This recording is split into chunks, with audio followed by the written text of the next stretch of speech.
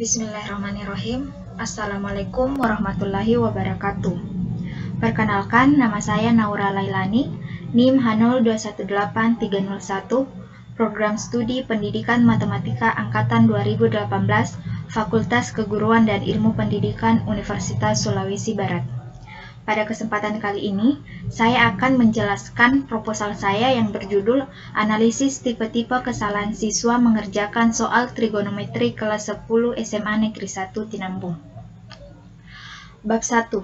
Latar belakang. Matematika merupakan salah satu mata pelajaran yang dipelajari oleh semua siswa, dari tingkat sekolah dasar sampai tingkat sekolah menengah atas, dan bahkan juga di perguruan tinggi. Karena matematika merupakan ilmu yang berguna sebagai pengembangan kompetensi, antara lain sebagai sarana berpikir yang sistematis, logis, kreatif, kritis, konsisten, teliti, serta dapat mengembangkan sikap gigih dalam mengembangkan masalah. Trigonometri merupakan nilai perbandingan yang didefinisikan pada koordinat kartesius atau segitiga siku-siku. Banyak anggapan bahwa trigonometri merupakan cabang yang sulit dipahami oleh siswa karena dalam trigonometri terdapat banyak rumus, dan rumus tersebut sulit untuk dipahami. Hal ini sesuai dengan yang dialami siswa SMA Negeri 1 Tinambung. Banyak siswa yang mengatakan kesulitan dalam menerima pelajaran matematika, salah satunya materi trigonometri. Siswa banyak mengalami kesulitan terutama pada saat mengerjakan penerapan masalah nyata yang berupa soal cerita yang berkaitan dengan trigonometri. Guru mengatakan bahwa siswa melakukan berbagai macam kesalahan, misalnya salah dalam memahami soal, kurang teliti menghitung, salah dalam penerapan rumus, dan lain-lain. Bagian B. Identifikasi masalah. Berdasarkan latar belakang masalah yang telah dikemukakan sebelumnya, maka dapat diidentifikasi masalah yaitu siswa banyak mengalami kesulitan terutama pada saat mengerjakan soal yang berkaitan dengan masalah nyata pada materi trigonometri. Bagian C. Fokus penelitian. Fokus penelitian merupakan pokok masalah yang masih bersifat umum sebagai acuan penelitian. Pada penelitian ini berfokus pada analisis kesalahan siswa mengerjakan soal yang berkaitan dengan masalah nyata pada materi trigonometri dan faktor penyebab kesalahan tersebut. Bagian D. Tujuan penelitian. Yang pertama, untuk mengetahui jenis kesalahan yang dialami siswa pada saat mengerjakan soal yang berkaitan dengan masalah nyata pada materi trigonometri. Yang kedua, untuk mengetahui faktor penyebab kesalahan tersebut. Bagian E. Manfaat penelitian. Yang pertama, manfaat teoritis.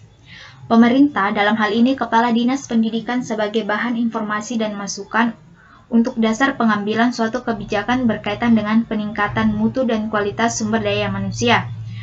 Sekolah. Dalam hal ini, Kepala SMA Negeri 1 Tinambung sebagai bahan pertimbangan dalam pengelolaan proses pembelajaran dan dapat dijadikan sebagai salah satu alternatif dalam usaha peningkatan kualitas sekolah. Guru. Dalam hal ini, guru bidang studi matematika SMA Negeri 1 Tinambung sebagai bahan masukan dalam upaya meningkatkan mutu pendidikan. Yang kedua, manfaat praktis. Bagi siswa, agar siswa mengetahui kesalahan siswa pada saat mengerjakan soal cerita yang berkaitan dengan trigonometri.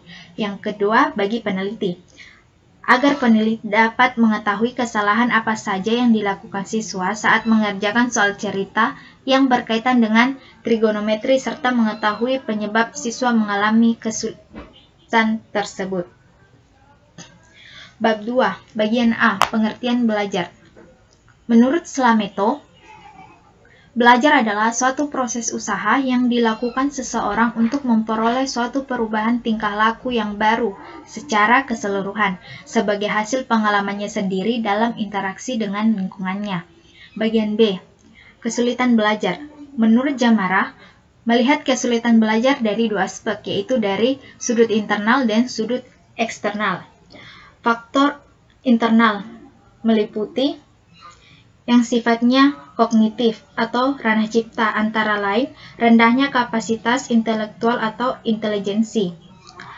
Yang kedua, yang bersifat afektif atau ranah rasa, antara lain seperti labilnya emosi dan sikap. Yang ketiga, yang bersifat psikomotor atau pranakarsa, antara lain seperti terganggunya alat-alat indera penglihatan dan pendengaran. Faktor eksternal yang meliputi lingkungan keluarga, lingkungan perkampungan atau masyarakat, dan lingkungan sekolah. Bagian C, langkah-langkah penyelesaian masalah. Yang pertama, memahami masalah. Pada tahap ini, siswa dituntut memahami data yang diketahui dalam soal, memahami apa yang ditanyakan, serta memahami persyaratan-persyaratannya. Yang kedua, memikirkan rencana penyelesaian. Pada tahap ini, siswa menuliskan data yang diketahui pada soal, kemudian memikirkan beberapa tindakan mungkin akan membantu dalam penyelesaian soal. Yang ketiga, menerapkan rencana penyelesaian. Pada tahap ini, siswa melaksanakan rencana yang telah dipikirkan sebelumnya. Dan yang terakhir, memeriksa kembali apakah yang dikerjakan sudah benar. Pada tahap ini, siswa memeriksa kembali dan memastikan bahwa ia telah menggunakan semua informasi dan data yang penting. Bagian D, analisis kesalahan. Menurut peneliti, analisis kesalahan dalam matematika adalah penguraian atas suatu pekerjaan siswa yang menyimpan terhadap hal-hal yang dianggap benar. Rosita dalam Rifai pada tahun 2012 mengemukakan bahwa jenis-jenis kesalahan umum yang dilakukan siswa dalam menyelesaikan soal-soal matematika antara lain, yang pertama, kesalahan konsep, yang kedua, kesalahan menggunakan data, yang ketiga, kesalahan interpretasi bahasa, yang keempat, kesalahan teknis, dan yang kelima, kesalahan penarikan kesimpulan. Bagian E, tinjauan materi trigonometri. Menurut Coral, trigonometri merupakan ilmu yang mempelajari hubungan antara sisi dan sudut pada segitiga. Kata trigonometri berasal dari kata trigono, yang berarti triangle atau segitiga, dan metro yang berarti measure atau pengukuran. Yang pertama, perbandingan trigonometri pada segitiga siku-siku. Untuk definisi perbandingan trigonometri sudut siku-siku yang pertama adalah sin A sama dengan AC per BC, atau sin disebut dengan sisi depan per sisi miring. Cos alpha sama dengan AB per BC, atau cos itu sama dengan samping per miring. Dan tan alpha sama dengan AC per BC, atau tan itu sama dengan sisi depan per sisi samping. Dan untuk definisi perbandingan trigonometri sudut siku-siku yang kedua, tan alpha sama dengan sin alpha per cos alpha. Sekan alpha sama dengan 1 per cos alpha. Kosekan alpha sama dengan 1 per sin alpha, dan kotangen alpha itu sama dengan 1 per tan alpha. Yang kedua, nilai perbandingan trigonometri untuk sudut-sudut istimewa. Nilai-nilai perbandingan trigonometri dapat diketahui dengan memanfaatkan segitiga siku-siku sama kaki dan segitiga siku-siku sama sisi. Inilah nilai sin, cos, dan tan pada sudut 0 derajat, 30 derajat, 45 derajat, 60 derajat, dan 90 derajat. Yang ketiga, identitas trigonometri. Identitas trigonometri merupakan kalimat matematika yang membuktikan bahwa ruas kiri sama dengan ruas kanan yang melibatkan sudut atau goniometri, yaitu sin, cos, tangen, kosekan, sekan, dan kotangen. Inilah rumus identitas trigonometri. Yang keempat, sudut elevasi dan sudut depresi. Sudut elevasi adalah sudut yang diumpamakan membentuk garis miring ke atas, sedangkan sudut depresi adalah sudut yang diumpamakan membentuk garis miring ke bawah. Perhatikan gambar berikut ini. Ini adalah penjelasan dari sudut elevasi dan sudut depresi. Bab 3. Metode penelitian. Bagian A. Jenis penelitian. Penelitian yang dilakukan merupakan penelitian deskriptif kualitatif. Metode deskriptif kualitatif menurut Muhammad Nazir adalah suatu metode untuk meneliti status sekelompok manusia, suatu objek, suatu set kondisi, suatu sistem pemikiran ataupun suatu kelas peristiwa pada masa sekarang. Tujuan dari penelitian deskriptif ini adalah untuk membuat deskripsi, gambaran atau lukisan secara sistematis, faktual, dan akurat mengenai fakta-fakta, sifat-sifat serta hubungan antar fenomena yang diselidiki. Bagian B, tempat dan waktu penelitian. Tempat penelitian. Penelitian ini dilakukan di SMA Negeri 1 Tinambung yang berada di Jalan Poros, Majene, Balanipa, Kecamatan Balanipa. SMA Negeri 1 Tinambung merupakan salah satu sekolah formal di bawah naungan dinas, di mana peserta didik dituntut mampu melaksanakan pendidikan dengan baik dan layak secara merata tanpa melihat suatu perbedaan dari peserta didik. Waktu penelitian. Penelitian ini dilakukan pada bulan Juli sampai Desember tahun 2021. Pengambilan data dilakukan pada bulan Agustus sampai bulan September tahun 2021.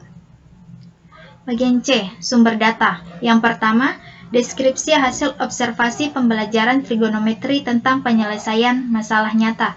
Yang kedua, hasil pekerjaan siswa dari permasalahan nyata yang berkaitan dengan materi trigonometri.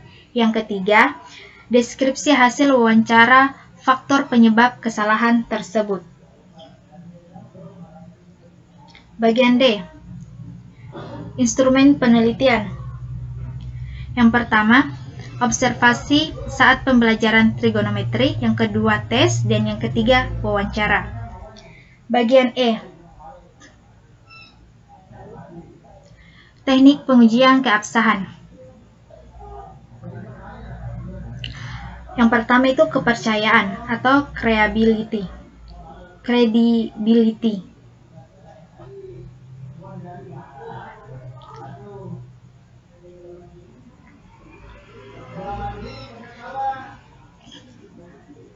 Uji credibility atau uji kepercayaan terhadap data hasil penelitian yang disajikan oleh peneliti agar hasil penelitian yang dilakukan tidak meragukan sebagai sebuah karya ilmiah yang dilakukan. Yang kedua, triangulasi adalah teknik pemeriksaan keabsahan data dengan memanfaatkan berbagai sumber di luar data sebagai bahan perbandingan. Dalam penelitian ini, peneliti menggunakan triangulasi teknik.